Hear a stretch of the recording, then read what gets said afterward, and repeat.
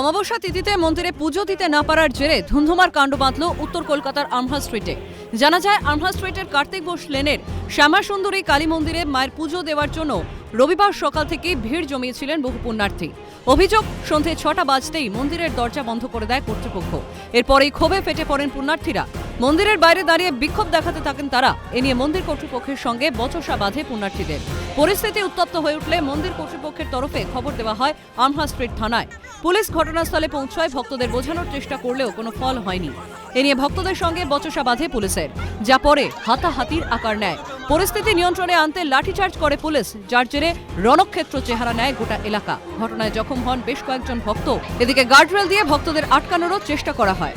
ঘটনার সূত্রপাত কিন্তু এই প্রায় বিকেল থেকে সকাল থেকে অমাবস্যা আজকে ছিল। এই অমাবস্যা উপলক্ষে শ্যামসুন্দর মন্দির 23/1 কার্তিক ঘোষ স্ট্রিটের যে মন্দির, সেই মন্দিরে অমাবস্যা উপলক্ষে সকাল থেকে অসংখ্য ভক্ত সমাগম ছিল।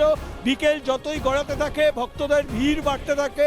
মন্দির সংলগ্ন মন্দিরের সামনে একটা সময় কিন্তু রীতিমতো একটা অস্বস্তিকর পরিস্থিতি তৈরি হয়, উত্তেজনার পরিস্থিতি তৈরি হয় এবং এই মুহূর্তে খবর পেয়ে আমহা স্ট্রিট থানার পুলিশ ঘটনাস্থলে এসে উপস্থিত হয়েছে।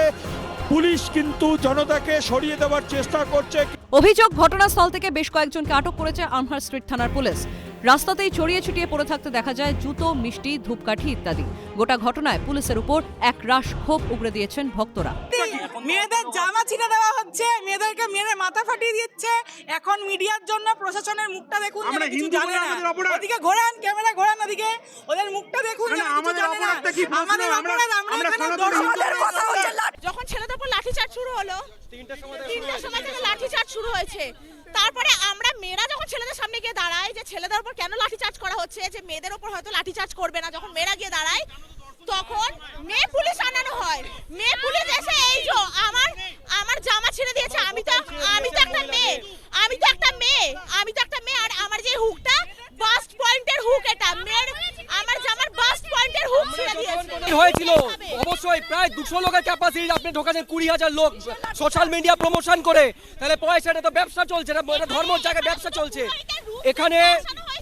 এখানে যখন আমরা প্রতিবাদ করছি আমাদেরকে এসএফআই এর ক্যাডার বলা হচ্ছে। আমরা কি ধর্মীয় রাজনীতি করছি? এখানে এই রাজনৈতিক জায়গা, পুলিশ বলছে আমরা রাজনীতি করতে এসেছি। এসএফআই এর ক্যাডার কেন?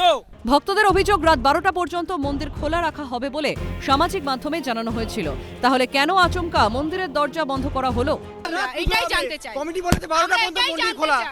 কমিটি না নির্দেশে কোনো নোটিশে কেন কমিটি বন্ধ করেছে? মন্দির কমিটি কেন প্রশাসনের ব্যবস্থা নেয়নি?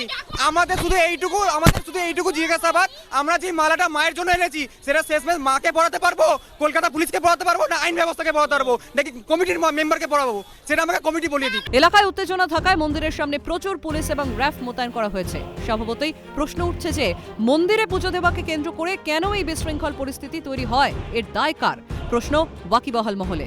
ক্যামেরায় সমীরণ হাওলাদারের সঙ্গে সুদীপ্ত পাল, অভিজিৎ প্রামাণিকের রিপোর্ট, ক্যালকাটা নিউজ।